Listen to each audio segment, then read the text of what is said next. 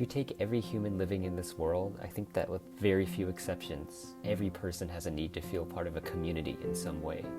Because that's at the core of what humans are.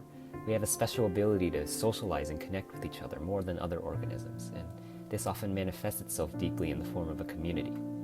But before we go any farther, let's just try and define what a community is in the first place. I would say a community is any group of people that shares a common interest or passion, which serves as the basis for interacting regularly. It's this group that makes us feel like we're a part of something, that we belong somewhere.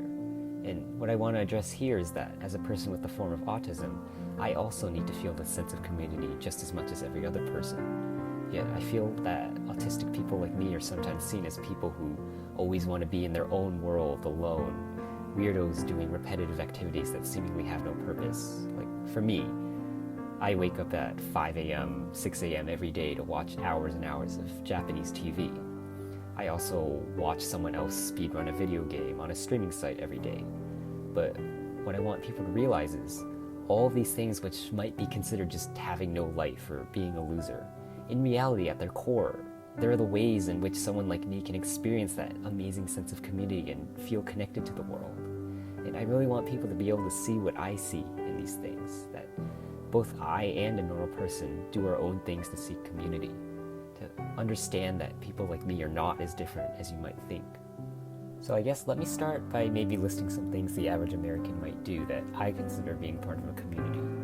Going out on weekends to drink with friends, being part of a religious group and going to a church or a mosque or synagogue, etc. Watching a major annual TV event like the Oscars or the Super Bowl every year. Being part of a club that meets regularly to hold events. So what is it that people like about these activities? I would say it's the feeling of being able to share emotions, of participating in a shared activity, of being part of something larger. And that larger, that can be anything from a group of 3 friends, like when hanging out on the weekend. And it can also be as large as an entire country, like with something as big as the Super Bowl or Oscars, and being able to watch that live and feeling current, feeling connected as a participant in modern American culture as a whole. But now let me talk about the difficulties I personally find as an autistic person when it comes to interacting in real life and conversations. I have to worry about all these little things that normal people can just take for granted, like what I'm doing with my body language, maintaining eye contact in just the right amount, enough that I show that I'm paying attention to the other person, but not so much that I come off as creepy. Make sure that everything that comes out of my mouth needs to be perfectly coherent in the context of the conversation as a whole and not violate any of the numerous taken for granted social rules that exist. So all of this just intrinsically makes it so much harder for someone like me to connect with people face to face and form these communities, since I'm always worrying about this extra stuff that other people aren't. There's this special sense of spirit, I guess, that you can feel that comes along with the conversation that flows, and I know this because I can detect faint traces of it sometimes in the rare instances I talk with someone that I really get along with. And I think that feeling, that spirit of people in the conversation having their feelings connected, that's what most people can feel regularly with friends when they hang out. And it feels better than anything in the world to have that sense of belonging. There's nothing more that I want than to be able to feel that connection to other people in conversations. I really do. But the fact that I have to spend so much energy making the conversation flow and get so mentally tired from all those things I just mentioned, combined with the fact that for me, the vast majority of conversations I have don't usually go beyond a surface level, it just makes it extremely unlikely that these interactions will lead to me feeling a connection. It almost always just simply leads to getting mentally tired out without being able to feel any of that sense of connection that I know I should be feeling. So given all this, to be honest, it's a miracle that I willingly go up and talk to any new people at all. But the point I want to make is, it's not that I don't want to make new connections with people, it's that just in my experience, this kind of shallow face-to-face conversation almost never leads to the deeper connection that I desire. Now let me switch to something I do around 5 times a week. Watching a person play a video game on an online streaming site for several hours. Does that sound like a waste of time to you? I think probably to most people it does. Most people would think that I need to get a life, to get out and make real friends, etc. But let's take a closer look at this. First, just video games in general. Up until recently, I think the way this worked was many people would get these video games and play them completely alone, single player, for hours in their basements. They would get sucked into the world of the game. And yeah, for me as an autistic person, I love to do that too.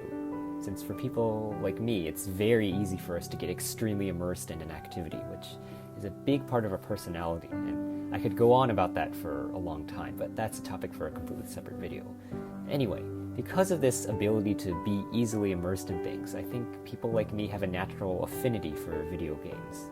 But the more interesting thing about this, I think, is the developments based around video games in recent times that really make gaming so attractive to people like me. In the past decade or so, there have been these online streaming platforms that have allowed people to stream themselves playing games, and anybody on the site can come and watch the person playing the game.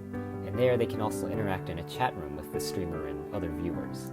I feel like this really gave video games a huge boost, since now not only could you enjoy a game on your own, you could share that experience with random people from potentially all over the world that drop by your stream. And I think this really fosters an environment for communities to form.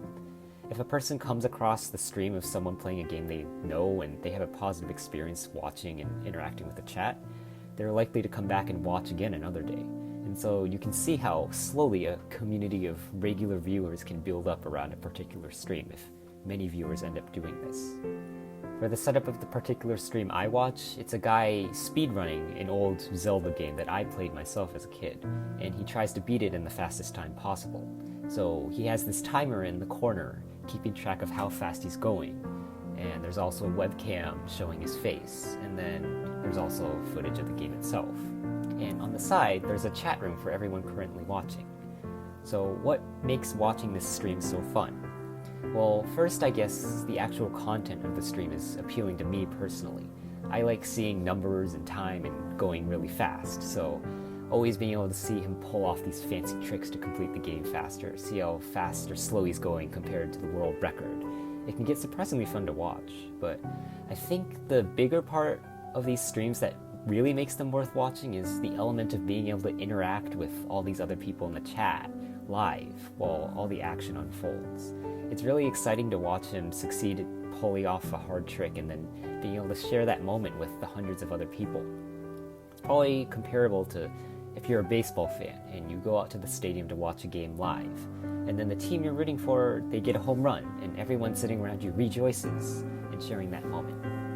I don't know if that sounds stupid trying to compare a video game to that, but these things really are nearly identical at their core. Engaging in an activity based on a shared interest, feeling your emotions connected when something exciting happens, feeling like you belong to a group. And the best part of these online streams, for me at least, is I don't have to worry about all these social cues that would normally be there in a face-to-face conversation.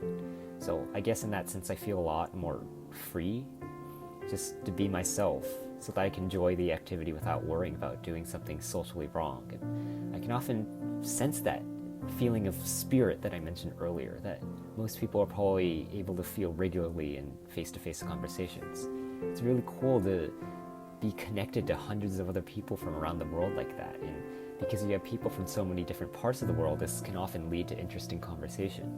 The person playing the game on the stream I watch, he himself is from Sweden, so sometimes I'll just ask him questions about Swedish, since I took a lot of linguistics classes and I'm interested in other languages. And sometimes I can even get the entire chat talking about languages. And since there's people from all around the world, a lot of people have unique input based on the language they speak. So being able to have these little fun conversations can lead to getting to know specific people better.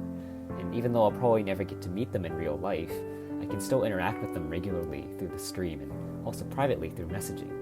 And I feel like I've been able to connect with some more personally. Like there's a couple I talked to that seem just like me in terms of they feel unable to make close friends in real life and feel really lonely, but being able to participate in watching a stream together with other people regularly, that gives them that sense of connection they can't feel in the face-to-face interactions. I suspect that they may also have some form of autism as well, which makes it easier for me to connect with them since I'm the same way. People always throw out the idea that autistic people can't feel empathy, but interacting with these people I've met, it convinces me that I still have a strong sense of empathy because I was really able to connect to what these people were feeling and help talk them through their thoughts and problems, which, to be honest, I really doubt that many non-autistic neurotypical people would be able to do since, well, they don't truly understand the unique struggles that people like us face. I know that up until now I've been talking about all these good, amazing things about video game communities, but let me just briefly switch gears for a minute and address one of the less positive things about this, and that's that depending on the specific stream you're watching, the specific gaming community you're involved in, it can be quite toxic. I mentioned that you feel a lot more free to be yourself and let go because you don't have to worry about the social cues that come with face-to-face conversations, but it's exactly because of that you can see some people making some awful toxic comments sometimes because there aren't very many consequences for what they say. So you'll run into these creepy people that will make horribly sexist or racist comments, and I hate it when these type of people are there.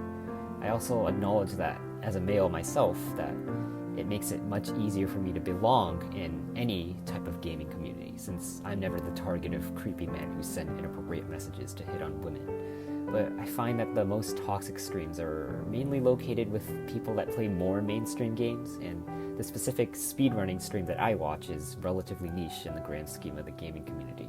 So it's mostly devoid of that kind of extreme toxicity that some people might see in other gaming groups. But I hope with this example I've been able to show that watching these video game streams is much more than just watching someone else play a video game. It's a unique way in which I and probably many other autistic people are able to experience feelings of community and connectedness to the world. And when I say that, I in no way mean that all members of these gaming communities are autistic. I'm just merely saying that someone with autism would probably feel more drawn to watching these streams because of this unique aspect of community they can feel. Since while on the surface it may just seem like someone being a loser alone in their room watching another loser play video games all day on a computer screen. To me, in times like this, I'm often the exact opposite of lonely, and I can feel an amazing sense of connectedness to the rest of the world. Let me now go to the other main activity I participate in basically every day, waking up early in the morning to watch live Japanese TV on a streaming site. And by TV, I mean stuff like quiz shows, fun variety shows, and dramas. As someone that studied Japanese in the classroom for 2 years, but now no longer has a formal classroom instruction environment to learn in, it's a really nice way to keep my Japanese listening skills sharp with authentic material that actual Japanese people are watching. And it feels really cool to solve these quiz questions or follow the heartwarming story of a drama in another language. A lot of the time it was like a haven, an escape from all the stress and pressure and inability to be myself that comes along with the normal face-to-face social interaction I have to deal with for the rest of the day. I'm very particular about watching these shows live if I'm able to, and the question I often get in response to that is, well, why can't you just watch a recording of it later? And that's a very fair question. Why would I torture myself waking up at 5 a.m. or whatever to watch something I could easily just watch at a more reasonable hour a few days later on some site? And this is where I think a lot of people may be tempted to just chalk it up to thinking, oh yeah, since this guy is autistic, that's just one of his specific autistic obsessions. And then they stop there. But in my eyes, that completely misses a lot of the point. Yes, it is one of my specific obsessions, but why? I want people to be able to understand it's not just the obsessions of the shows themselves. It's the sense of connection I feel of belonging to part of something larger, of feeling connected to a community of the tens of thousands of other people on the other side of the world, also watching the same program at the exact same time. When I'm watching, I search up the program's hashtag on Twitter, and from there I'm able to see the collection of thoughts from the other tens of thousands of people watching. And seeing all that play out live and sometimes participating in those tweets myself, it just makes me feel more human. That even though I don't directly interact with any of these other people, I'm still connected to them through this common medium and we're enjoying this activity together. Perhaps it's similar to the feeling you might have going to a live concert where you generally don't interact with the other people there, but you can still feel the spirit of all of you connected together as you watch the concert. Or here's another example. Each year on American TV, we have these really big annual shows like the Super Bowl and the Oscars. Chances are you, or at least someone you know, gets excited about these each year and watches them live. what do you think that they get out of watching these live? Why not just watch a recording of it a week later on their own time? Well, the sense of experiencing the action live as it unfolds, that's pretty exciting, right? You feel current, connected to this staple of American culture, watching it together with millions of other Americans, having this common spirit connecting everybody. And that aspect of feeling part of a common culture, that's something that I really, really want to nail down. Most people probably feel some sense of connection to some culture, whether it be American culture or another culture stemming from their ancestry. Like, for example, if someone's parents immigrated from China and they speak Mandarin at home, they probably feel a sense of connectedness to Chinese culture. But as an Asian American myself, that's third or fourth generation, I don't feel a sense of connectedness to any sort of Asian culture as much as someone else that can speak Chinese or Korean or another Asian language. And I often envy people that are bilingual like that, since it gives them access usually to an entire other country's worth of culture and community, and they can talk to another country's worth of people that possess this extra link that I wasn't raised with. And as for the American side of things, well, I'm American, but as an Asian male, you don't really see yourself represented in politics or the media whatsoever. And something additional I found out the hard way last year is that Asian men are never seen as romantically desirable in this country. Like, a significant portion of every demographic, including even Asian women, will not date an Asian man. You will never see East Asian men portrayed as attractive anywhere here. And so you always kind of just feel invisible and unwanted. And that just adds an entire another layer of separation between you and society. And on top of that, being autistic makes me not able to interact with most people, even in non-romantic contexts. So it's hard for me to feel like I'm really a part of this culture when I feel intrinsically locked out of a lot of these things because of how I am. But a couple years ago, I discovered and started studying Japanese. I went through 3 years worth of Japanese classes, as well as a 6-week study abroad program over the summer. And although I could talk endlessly about what I found in those experiences, perhaps the biggest thing was a taste of a tiny bit of that link to another culture that I'd longed for, of that connection to another country that I'd envied in so many other Asians. Of course, I'll never truly belong because that wasn't the culture I was born into and I'm not a native speaker. But it gave me this sense of reconnecting to my Asian roots, to give me this sense of newfound pride in my identity. And that's what's intertwined with that feeling of currentness that I feel in watching Japanese TV. Being able to see the 3 years-ish of Japanese study I've done pay off in the form of being able to gradually understand more and more of these live TV programs that are reaching millions of other people from a different culture whose thoughts I can peek into in the tweets on Twitter I see. It's like a window into feeling belonging into another culture and community I can feel connected to.